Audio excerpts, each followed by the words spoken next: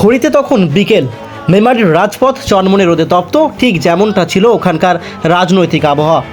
বিজেপির পরিবর্তন যাত্রার রথ যখন মেমারির শহরের বুক চিরে এগুচ্ছে, তখন হঠাৎই ছন্দপতন, অথবা হয়তো একেই বলে বাংলার রাজনীতির অদ্ভুত রসায়ন। বিজেপির কেন্দ্রীয় ও রাজ্য নেতৃত্বের উপস্থিতিতেই যখন জয় শ্রীরাম ধ্বনিতে আকাশ বাতাস কাঁপছে, ঠিক তখনই মিছিলে ঢুকে পড়ল একদল যুবক। তাদের হাতে নীল সাদা তৃণমূলের পতাকা আর মুখে গম গমে জয় বাংলা স্লোগান। বিজেপির পরিবর্তন যাত্রার সামনেই তখন দাঁড়িয়ে আছেন দলের দাপুটে নেতা দিলীপ ঘোষ। এক পাশে গেরুয়া আবির, অন্য পাশে ঘাসফুল শিবিরের স্লোগান। মুহূর্তের জন্য থমকে যায় চারপাশ। পুলিশ প্রশাসনের কপালে চিন্তার ভাঁজ। তবে কি রণক্ষেত্র হতে চলেছে মেমারিতে? কিন্তু না, কোনো বড় সংঘর্ষ নয়, বরং চলল এক অদ্ভুত রাজনৈতিক স্নায়ুযুদ্ধ। বিজেপির রথ যখন মেমারি বাসস্ট্যান্ড সংলগ্ন এলাকা পার করছিল, তখনই তৃণমূল সমর্থকরা পতাকা হাতে মিছিলের খুব কাছাকাছি চলে আসেন।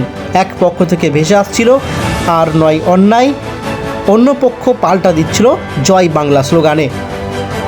এই পরিস্থিতির মধ্যেও দিলীপ ঘোষকে দেখা গেল নিজের চেনা মেজাজে।